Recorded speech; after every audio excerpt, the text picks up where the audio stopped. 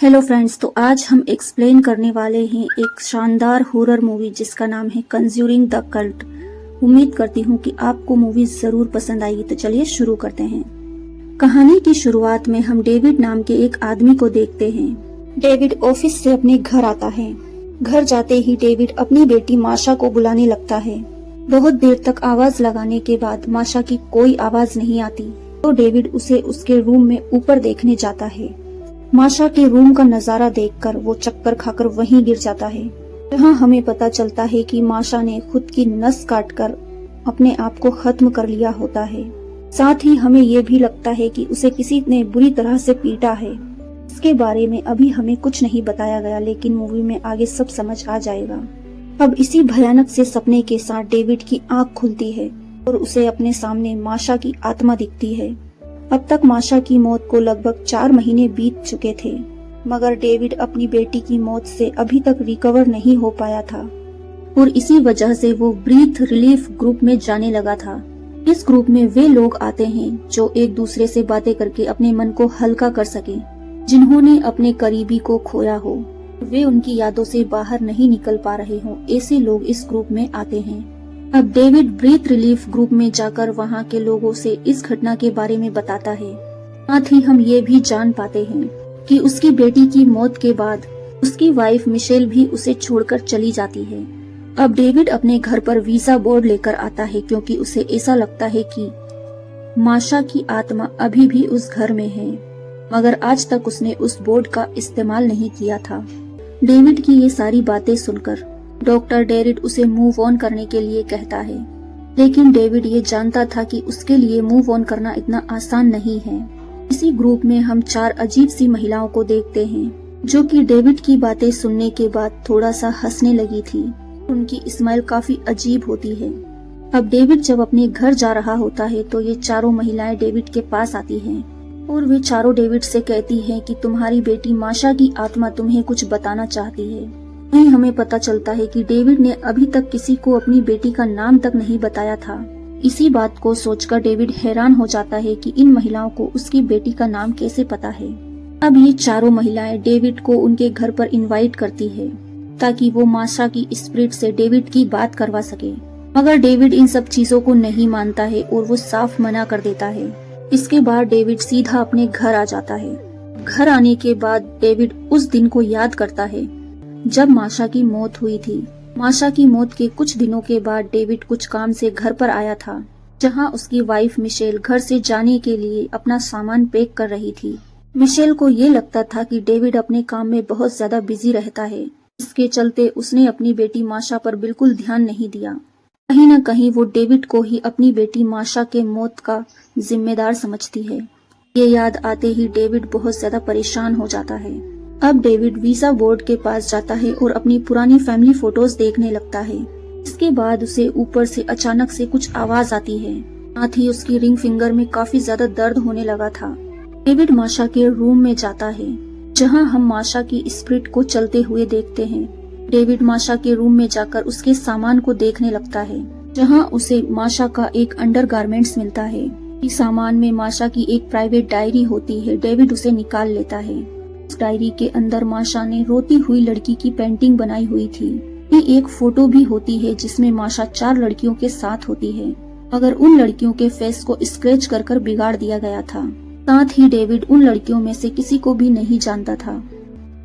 David माशा की diary को नीचे लेकर आ जाता है। तभी हमें फिर से माशा की स्पिरिट उसके पास दिखाई देती है।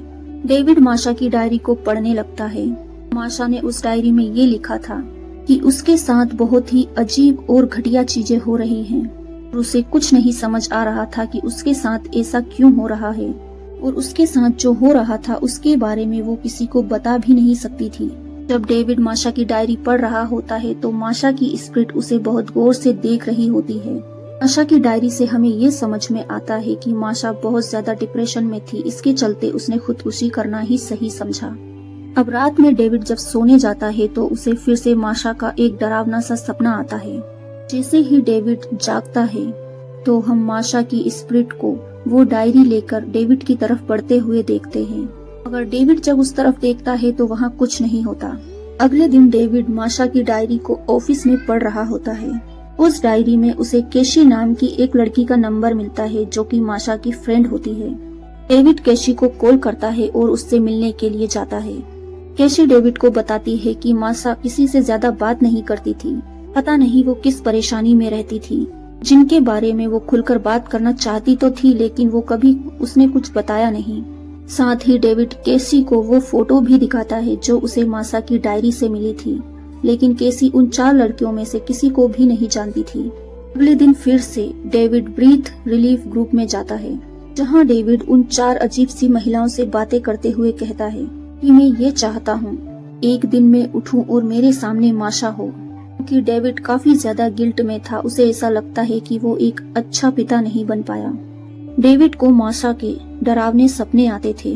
आज भी इस ग्रुप में वो 4 अजीब सी दिखने वाली महिलाएं आई हुई थी, तो डेविड को देखकर काफी अजीब तरह की स्माइल कर रही होती हैं। जब डेविड वापस घर जा रहा होता है तो वो महिलाएं फिर से डेविड के पास आती हैं और वो उससे फिर से वही बात कहती हैं कि अगर तुम हमारे घर नहीं आना चाहते तो हम तुम्हारे घर चलना चाहते हैं, क्योंकि हम तुम्हारी हेल्प करना चाहते हैं।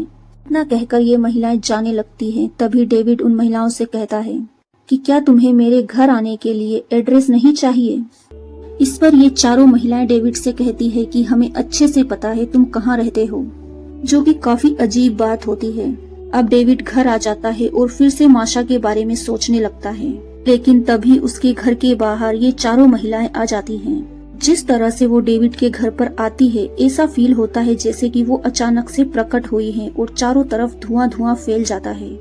अंदर आते ही इन चारों महिलाओं को बहुत अजीब फील होता है। उन्हें महसूस होता है कि जैसे कोई बहुत जोर जोर से चिल्ला रहा हो, मगर डेविड को तो ऐसी कोई भी आवाज नहीं आती। तभी एक महिला माशा की डायरी को देखकर उस टेबल के पास जाती है। उसे उधर जाता देख डेविड उसे रोकने की कोशिश करता है, लेकिन उसी वक्त मिशेल भी घर पर आ जाती है। उसे कुछ सामान चाहिए था, लेकिन वो इन चारों महिलाओं को घर पर देखकर कुछ अजीब सा फील करती है और वो सामान लेकर जाने लगती है। तभी डेविड बाहर भागते हुए आता है और वो मिशेल को सारी बात बताता है कि उसके साथ ये क्या चल रहा है और उसने क्यों उन महिलाओं को घर पर बुलाया। मिशेल को तो इन सब बातों पर भरोसा नहीं होता, लेकिन फिलहाल तो वो डेविड को कहती है कि अपना ख्याल रखना और वहाँ से चली जाती है। डेविड जब वापस अंदर आता है तो वो चारों महिलाएं डेविड से कहती है कि तुम्हें हमारे घर पर ही आना होगा, हम वहीं से माशा की स्पिरिट से बात कर सकते हैं।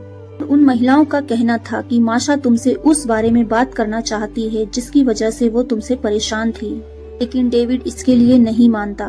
लेकिन वो महिलाएं डेविड को फिर से कहती है कि थोड़ा सोच समझ कर जवाब देना। अब डेविड भी कुछ सोचता है और वो उनके घर जाने के लिए मान जाता है। साथ ही ये महिलाएं डेविड से उस डायरी और माशा की अंडरगारमेंट लाने के लिए कहती है। डेविड उन महिलाओं से जब उनका एड्रेस पूछता है तो वे महिलाएं डेविड से कहती हैं कि जब तुम इसके लिए रेडी हो जाओगे तो खुद ब खुद वहाँ पहुँच जाओगे, जो कि काफी अजीब बात होती है। अब ये महिलाएं यहाँ से चली जाती है। उनके वहाँ से जाने के बाद डेविड काफी ज्यादा परेशान हो जाता है और वो गुस्से में माशा की डायरी को फाड़ देता है। अब जब डेविड सोने जाता है तो फिर से उसे माशा का सपना आता है। उठकर वो हॉल में जाने लगता है जहाँ माशा बहुत जोर से चिल्ला रही होती है। तब डेविड की अचानक से नींद खुलती है। उसे माशा के रूम से अजीब सी आवाजें आती हैं। इसी के साथ डेविड की रिंग फिंगर में फिर से बहुत जोर का दर्द होने लगता है। डेविड माशा के रूम में पहुंच जाता है, जहां हम देखते हैं कि माशा कपड़े बदल रही होती है और डेविड उसे गौर से देख रहा होता है। इसी वजह से माशा की स्पिरिट डेविड के सामने आ जाती है, जिससे डर की वजह से डेविड की फिर से नींद खुल जाती है, यानी कि वो सपने के अंदर सपना देख रहा था। डेविड काफी ज्यादा डर जाता है। अब जब वो ऑफिस जाता है तो उसके दिमाग में सिर्फ माशा ही चल रही होती है। तभी उसे ऑफिस के नीचे 3 रेड ड्रेस वाले आदमी दिखाई देते हैं, जो पूरी तरह से ढके हुए थे और उनके चेहरे नहीं दिखाए जाते। तभी डेविड को केशी का कॉल आता है। केशी बताती है कि जब से तुम मुझसे माशा के बारे में बात करके गए हो तभी से मुझे अजीब से सपने आ रहे हैं। साथ ही केशी ये भी बताती है कि माशा किसी सेल्फ हेल्प नाम के ग्रुप में भी जाया करती थी, ताकि वो उन चीजों के बारे में पता कर सके जो उसके साथ चल रही है। केशी जब कॉल कट करके अपने हॉल में जाती है तो उसे भी वही 3 बड़े से आदमी दिखाई देते हैं जो कि रेड लिबास में थे। अब रात को घर आने के बाद भी डेविड माशा के बारे में ही सोच रहा होता है, कि वो हर वक्त माशा के बारे में ही सोच रहा है, उठते बैठते सोते जागते हर टाइम। तभी उसके टेबल पर पड़े वीजा बोर्ड पर हम लाल लाइट पड़ते हुए देखते हैं। तभी वहाँ पर उन 4 महिलाओं में से एक महिला आ जाती है, जिसने नेट का रेड कलर का कपड़ा अपने फेस पर डाला होता है। साथ ही उसके हेड पर एक टैटू बना हुआ था, जो कि किसी चीज का सिंबल होता है, और वो महिला पूरी की पूरी नन होती है। वो महिला डेविड से वीजा बोर्ड के प्लेन शर्ट को उठाने के लिए कहती है। जैसे ही डेविड प्लेन शर्ट को उठाता है, वो भी वहीं पहुंच जाता है जहां वे बाकी की 3 महिलाएं भी थी। उन तीनों महिलाओं के ऊपर भी वही नेट का रेड कपड़ा डला हुआ था, और वो पूरी की पूरी नन होती हैं, और किसी रिचुअल की हेल्प से वो माशा की स्पिरिट को मरे हुए लोगों की दुनिया से कॉन्शियस वर्ल्ड में लेकर आने वाली थी। यानी कि उन्होंने जादू से डेविड को वहाँ पर बुलाया है। साथ ही वो डेविड से माशा का कपड़ा और डायरी मांगती है। तभी डेविड माशा की फटी हुई डायरी और उसका अंडरवियर देता है, जो कि काफी अजीब बात होती है। चीजों को लेने के साथ ही इन महिलाओं ने सन केनो का कोई रिचुअल शुरू कर दिया होता है, और चैंटिंग करते हुए वो केनो से आसमान से माशा की स्पिरिट को यहाँ भेजने के लिए कह रही थी। तभी उन्हें माशा की मौत के छोटे छोटे से ड्रीम्स आने लगते हैं। के साथ इन महिलाओं के सिर में बहुत जोर का दर्द होने लगता है। इतना दर्द होता है कि वो जोरों से चिल्ला चिल्ला कर बेहोश हो जाती हैं। फिर डेविड उन्हें उठाने की कोशिश करता है, मगर जब वो नहीं उठती तो डेविड माशा की डायरी और उसकी अंडरवियर उठाने की कोशिश करता है। वो डायरी अचानक से वही फोटो बन जाती है जो डेविड को माशा की डायरी में से मिली थी, और अब उस फोटो के अंदर सबके फेस एकदम क्लियर दिख रहे थे। उस फोटो वाली 4 महिलाएं कोई और नहीं बल्कि ये चारों महिलाएं ही होती हैं, कि डेविड के सामने अभी बेहोश पड़ी हैं। डेविड तुरंत ही घर आ जाता है, और वो काफी ज्यादा डरा हुआ था, और वो मिशेल को घर बुला लेता है। मिशेल को बताता है कि अभी अभी मेरे साथ बहुत बुरा हुआ है, मुझे कुछ नहीं समझ आ रहा है कि मेरे साथ क्या हो रहा है। साथ ही मिशेल को वो वीजा बोर्ड वाली बात बताता है, जिसे सोचकर मिशेल काफी ज्यादा हैरान हो जाती है। मिशेल को ऐसा लगता है कि माशा को खोने की वजह से डेविड की मेंटल हेल्थ पर असर हो रहा है। मिशेल डेविड को काफी ज्यादा समझाने की कोशिश करती है, लेकिन डेविड मिशेल को किस करने के लिए आगे बढ़ता है, तो मिशेल वहाँ से उठकर चली जाती है। मिशेल डेविड को हमेशा सपोर्ट करने के लिए तैयार थी, लेकिन वो उसके साथ कोई रिश्ता नहीं बनाना चाहती थी। मिशेल के वहाँ से जाने के बाद डेविड सोने के लिए चला जाता है। इस बार वो माशा और मिशेल दोनों को अपने सपने में देखता है। उसके सपने में मिशेल किसी पुतले की तरह हंसते हुए बैठी हुई थी। तभी माशा मिशेल के कान में कुछ कहती है।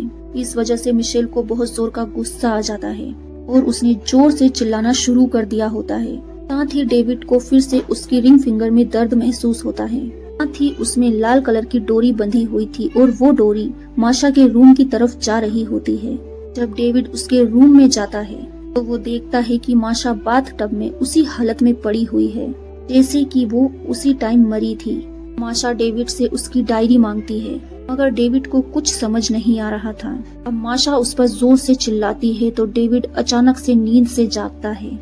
जब वो जागकर घर के बाहर झांकता है तो वापस से वो 3 आदमी दिखाई देते हैं जो रेड लिबास में खड़े थे। इससे हमें लगता है कि ये तीनों ही किसी कल्ट का हिस्सा हैं। अगले दिन डेविड ऑफिस में लाइट्स बंद करके काम कर रहा होता है। तभी डेविड का बॉस आकर उसे बताता है कि 4 अजीब सी महिलाएं आकर तुम्हारे बारे में पूछ रही हैं। मगर रूम की लाइट बंद होने की वजह से डेविड के बॉस को लगता है कि डेविड आज ऑफिस नहीं आया, इसलिए उसने उन महिलाओं को वहां से भेज दिया। डेविड समझ जाता है कि ये वही महिलाएं हैं। वो उनसे कुछ बात भी नहीं कर पाया था। इस वजह से डेविड भागते हुए बाहर जाता है, लेकिन बाहर उसे कोई नजर नहीं आता। अब कुछ सोचते हुए डेविड उस बेसमेंट के अंदर जाता है जहां उसका ब्रीथ ग्रुप आपस में बात करता था। उस बेसमेंट में आने से पहले डेविड ने अपनी वाइफ मिशेल को कॉल करके उन दोनों के बीच सब कुछ सही करने के लिए बात करी थी, क्योंकि मिशेल को पता था कि डेविड उससे प्यार तो बहुत करता है, लेकिन कहीं न कहीं उसे ये भी लगता है कि माशा ने अपने पापा की वजह से ही खुदकुशी की है।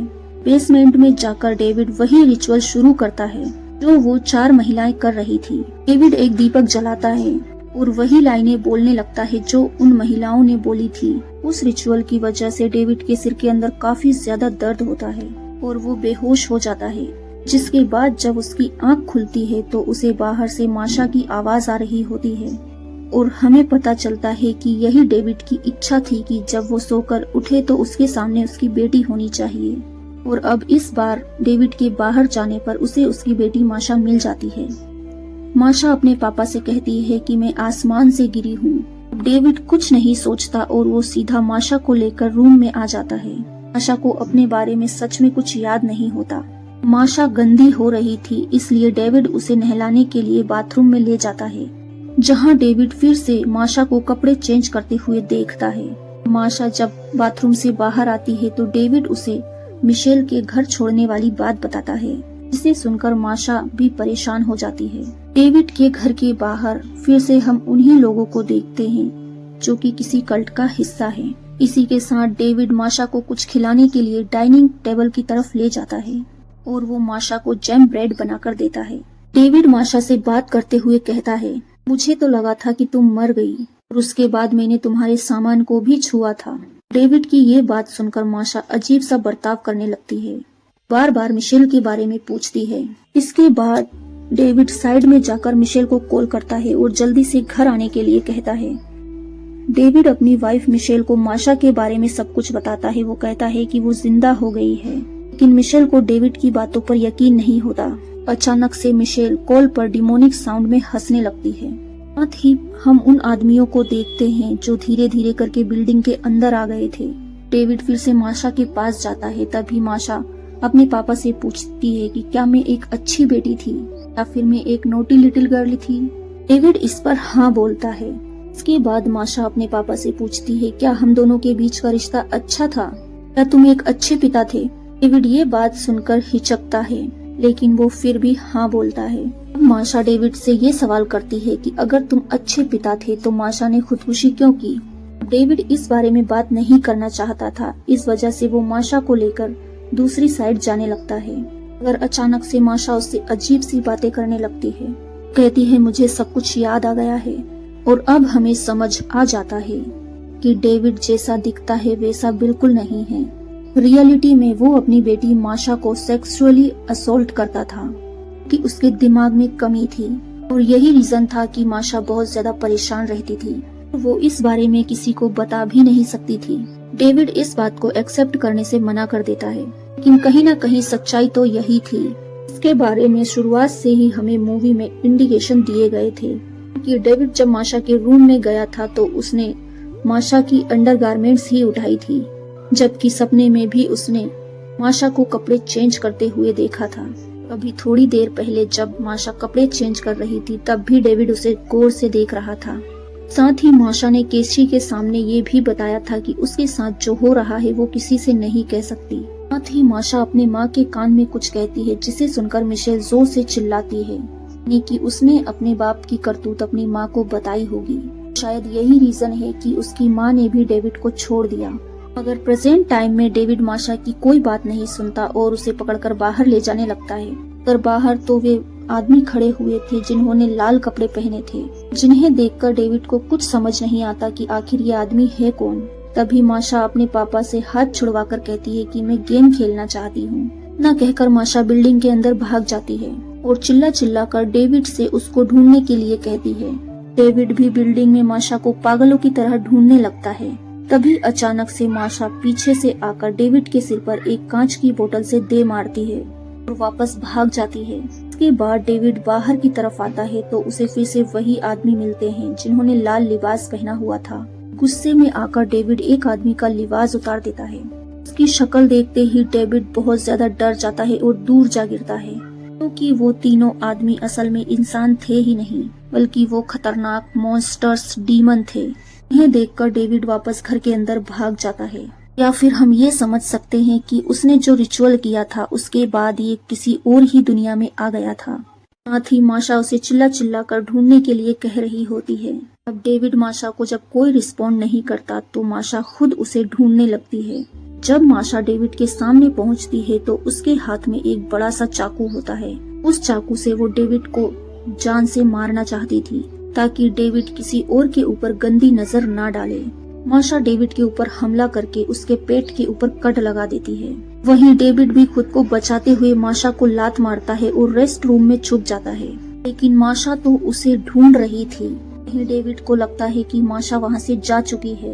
वो गेट खोलकर बाहर निकलने की कोशिश करता है, लेकिन माशा तो बाहर ही खड़ी होती है, जो कि फिर से डेविड पर हमला कर देती है। भी डेविड फिर से माशा के फेस पर एक मुक्का मारता है और साथ ही दोनों जमीन पर जा गिरते हैं। माशा जोर जोर से रोने लगती है। तब हम समझ पाते हैं कि वो माशा है ही नहीं, वो तो कोई और है, जिसे माशा ने डेविड से बदला लेने के लिए भेजा था, क्योंकि माशा ने डेविड की वजह से ही अपने आप को खत्म किया था।